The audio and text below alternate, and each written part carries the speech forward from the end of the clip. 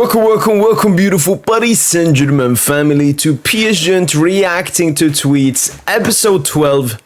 Let's jump straight into it. Marquinhos should be captain. The name of his deputies are Hakimi, Vitinha, Fabio Ruiz, Zara, Emre, and Dembele could be vice captains according to Le Parisien. So I remember the previous list. It was Marquinhos, potentially Danilo Pereira, Presnel Kimpembe, Lucas Hernandez used to be high on the list, Sergio Ramos. Then obviously Kimpembe left, Sergio Ramos left, Danilo Pereira left. Marquinhos is the one remaining, but he will potentially be leaving. I mean, I think he will leave this summer, play the World Cup with Brazil and then probably go to Saudi or somewhere. And after that, it's Hakimi. That's really straightforward. I think he was also part of the contract negotiation to give the captain armband to Hakimi when Marquinhos eventually leaves. Vitinha, yeah. Fabio Ruiz. Love that from Lucho. Having Fabio Ruiz high up. One of the oldest players in this squad. Very experienced as well. Zaire Emery. Again, I don't like that. I completely don't like that. At the moment, Warren Zaire Emery is not even playing at a good individual level. How can you say he's going to affect the collective? So I don't like this. Why? Because they're just doing it because he's from the academy. The captain should be the one that has captain responsibilities and acts like a captain. Plays like a captain. Just because you're from the academy in French, I mean, shouldn't give you that prestige. I mean, Vitinha, one of the most experienced vocal players. Like Hakimi, Vitinha, Fabian, Dembele, they're all the leaders in this team. But yeah, it should be, Hakimi is going to be the secondary. That's what matters. Hakimi plays every single game. So, but after that, I think it could be Vitinha because I remember Vitinha missed one game. Hakimi Marquinhos didn't start the game and Vitinha was the captain. When I arrived there in 2016, I never have imagined to be here for 10 years. I mean, I do believe that. I didn't think myself that Pep Guardiola would stay this long. I think after he won the UEFA Champions League, had dominated the Premier League, it was enough for him. But Pep has stayed. Maybe it could be potential, the places he wants to go to are not open at the moment. Maybe he wants to go to the Spanish national team. De La Fuente, is very strong at the moment in the Spanish national team. I've always said maybe Pep Guardiola will ever think about Paris Saint-Germain. He's been a Bayern, he's been a Barca City, PSG. I don't think he would go to Serie A, but obviously PSG very strong with Luis Enrique. I know he's had, Brazil and the Argentinian national team wanting him, but maybe he's not been preferring that. And maybe a return to FC Barcelona, but obviously Flick at the moment looking strong. So I don't know how long Pep will stay at City. I mean, I would like to see Pep somewhere else, and I would like to see City without Pep, just, for interesting measures. But yeah, moving on. When we say Champions League, which player comes to mind? Messi. Doku, Guardiola, Nico Gonzalez, Reinders. All right. Touch. Call him fat when he's clearly fit. I think it's mostly about how he looks on the field. Some players look fatter than they are on the field. What it mostly has to do about is the agility around here. The six-pack, the stomach, the eight-pack, whatever you have. The more fat around the belly, the less, maneuvering you can do like this. So I don't even think Enzo is fat or something, but I mean, if you look at him and then look at Caicedo is just way more athletic. Maybe it's that on Enzo. He's not, as athletic as a Caicedo next to him or something. 115th minute from Jules Kounde with a wonderful strike to seal the victory for FC Barcelona. Yeah, I mean, it was a top goal. Obviously, mistake from Luka Modric, give it to Kounde. And I like how Kounde just touch, looking at the goal, bomb. And this is something I miss in football because now it's so tactical, systematical. He gets the ball, he's like, should I pause? Higher XG chance? No, this is pure football, man. Just look at the goal and take the shot. It's that simple.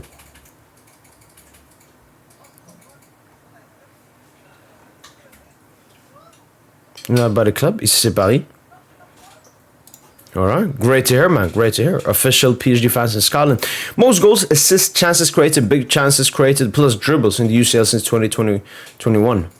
Vini, Mbappe, Musiala, Bellingham, Leao. Wow, Leao that high up, man. Leao, come on, man. This has to be your season, man. Allegri in, he can be a great mentor for you. Maybe play as a false nine. I know Leao got injured really early on, but I think it's a short injury. But I really hope Leao touches the top.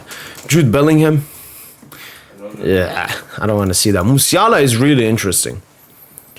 But again, I don't like this most goals, assists, chance to create, big chance to create. Like, but Vinny high up. I mean, Vinny has. If you're gonna say the past like 3-4 seasons, yeah, I think Vinny has been the best Champions League player in that time. Obviously, winning 2 Champions League, 1 Young Player of the Year and 1 Player of the Season. Mbappe high up as well. When they start doing from 2023, 2024, we'll see them boozing these. So don't have to worry that much. This guy said, Why is my team full of news? Neymar 17, 18, 20 games, 57 through balls. This is the best since 22 to 23, and the biggest one is obviously Messi, 37 in 32 games. Neymar did 57 in 20 games. Neymar is him. Neymar is him, man. Like, we got into a point where Neymar Jr. has started to get underrated. Neymar Jr. is underrated. You know, they want to hype up the Salahs, the De Bruyne, all of these players.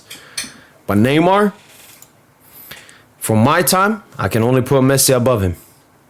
Yeah, and I saw this Antonio Rüdiger out for 3 months. I don't know if it was tied to the international break. But yeah, I guess another injury in the international break. I mean, Rüdiger is less surprising. He's getting much older. I think he recently had a surgery. And he was already out for a while, then came back, and now he's gonna have it 3 months. And I mean, you just look at Madrid and laugh a bit. I remember I made a video like fixing Madrid or something.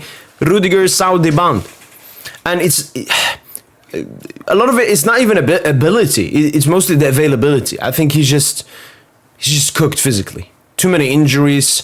I think he was suspended a couple of games from last season from what he did in the Copa del Rey final, but. Obviously, hopefully a quick recovery for Rüdiger to come back as soon as possible. But you just got to look at Perez and the Madrid board. They needed 2 centre-backs this summer. And now with Rüdiger out, it's looking even worse. It will be like Dean Huijsen, Tchouaméni, and Asensio probably on that right-hand side. They have Militao as well, but he's also Saudi bound. He should also be in Saudi. I'm thinking of Carvajal as a right centre-back in a 3 at the back. A bit similarly to Cesar Azpilicueta at Chelsea. Bro, why is he? Because then you can play Trent on the right, still have Carvajal, because they've been rotating around with them. I think that's something that Xabi Alonso should be using, because I absolutely do not see Madrid signing someone in January either. Where are my mid-timers, by the way?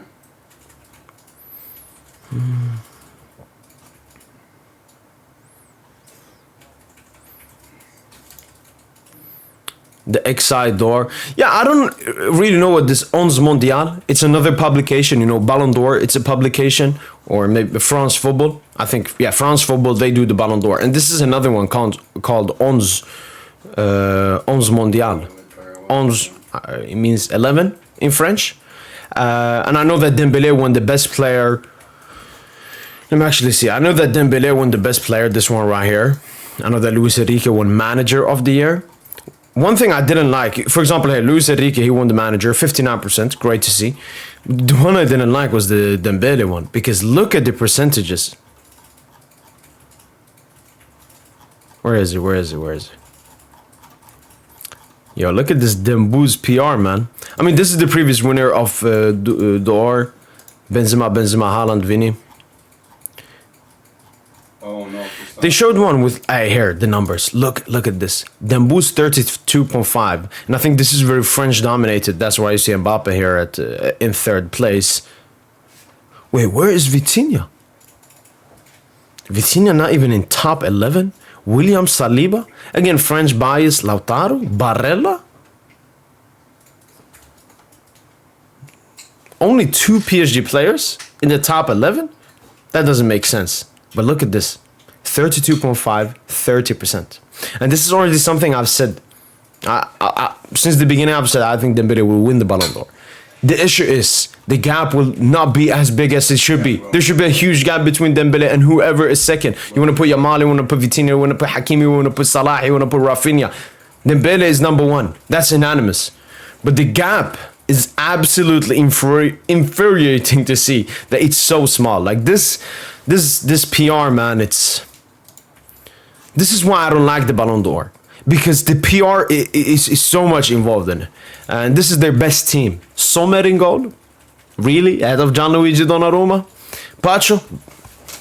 An applaud, because Pacho really doesn't get the prop that he deserves, and he finally gets it, being put alongside Saliba, another overrated. I mean, he's overrated. Hakimi Nuno, beautiful. Vitinha, Pedri, Dembouz, Mbappe, Rafinha, Yamal. I like that. Usually when I make combined 11s as well, with Barca or Madrid, I want to play only a two-man midfield because there's so many great attackers. And I love how they did. Dembele, Mbappe, Rafinha, Vitinha, Pedri. I mean, this is... You switch Sommer for Donna. You switch Saliba... I mean, if we're strictly doing last season, I could have put Inigo Martinez. I think Inigo Martinez was really good last season. Maybe you can do Bastoni. Went to the UCL final as well. Maybe Upamecano at Bayern. Just not this Saliba hype, man. But apart from that, I really like this Vitinha Pedri double pivot and the four attackers up in attack. Really good 11 here by Onze d'Or. Obviously, the Ballon d'Or will not have a team of the year. They do that for FIFA the Best, which is held around December. So we'll have to wait and see what their team is going to be. Fives in the car. I don't know. In the misfortune, Paris records some good news. By the choice of Brazilian and French selectors Lucas Beraldo and Warren Zara Emery were not curled up during this international break, sparing them travel fatigue and potential frustration of being substitutes. Fabian Ruiz, for his part, was allowed to stay in Paris due to muscle fatigue. He's rested too.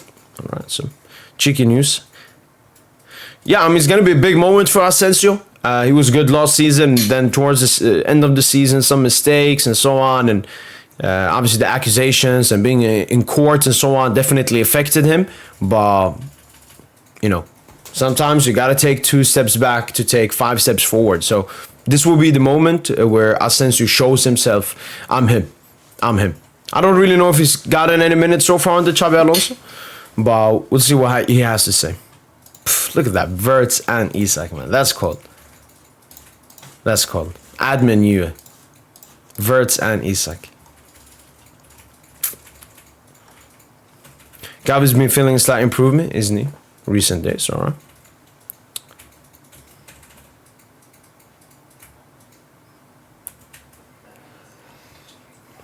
Korma has been served. Interior rectus. What names are this? It sounds like a dinosaur. Cole Palmer in training.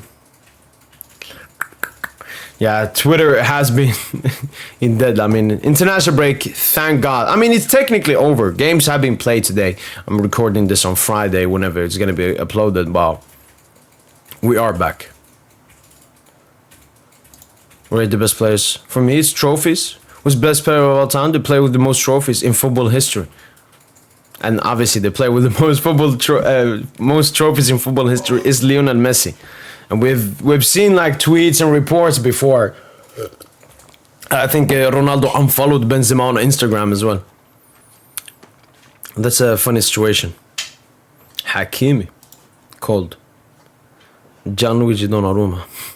I've seen this pic is nearly going viral. I mean, we've seen this before. I mean, I don't even know why people tweet this. Honestly, I don't know.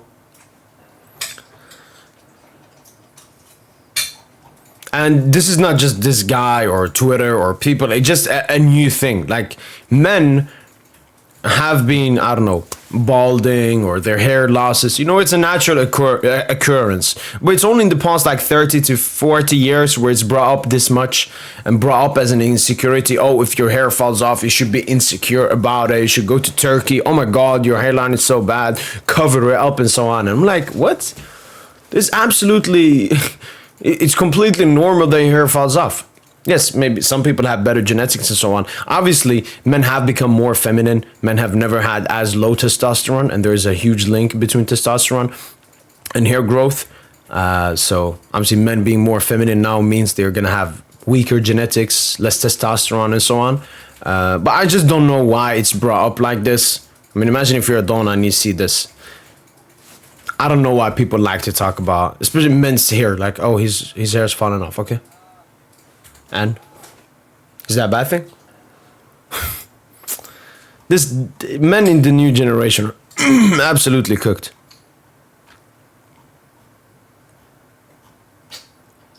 We're safe with Juan. Yeah, I wasn't safe with Ter Stegen. Alright, let's find one more.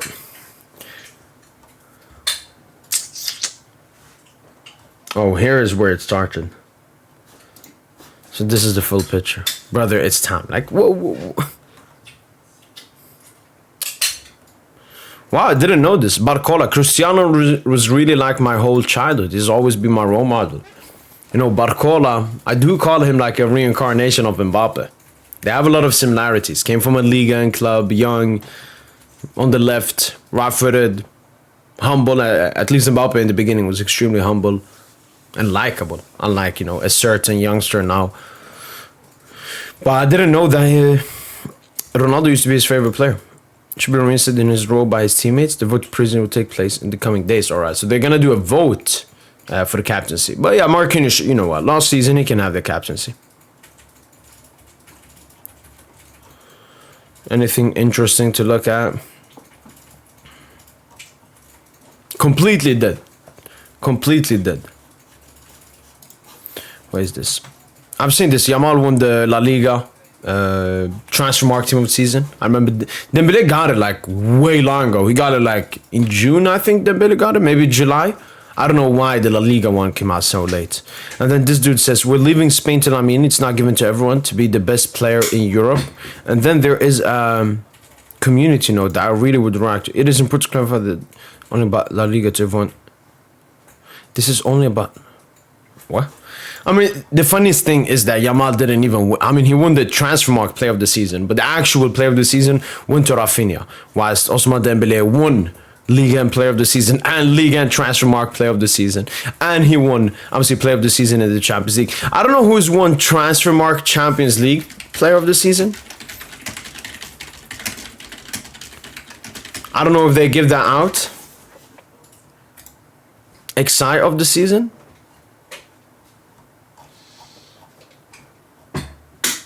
Tournament records? No, I don't think they've done that. Maybe images.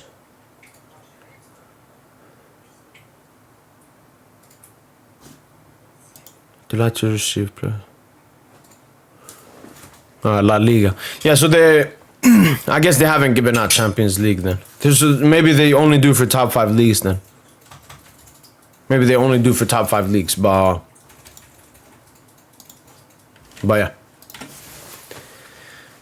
Yeah, I mean, it is really funny. Dembele won both, Yamal didn't, but now we're suddenly in a Ballon d'Or debate. Funny. Football is funny. We'll end this soon. How many days is it left? 10 days left exactly until the Ballon d'Or ceremony. Hopefully you guys have enjoyed this video. That's been it from boy PSGINT, and as usual, allez, Paris. What the fuck is happening?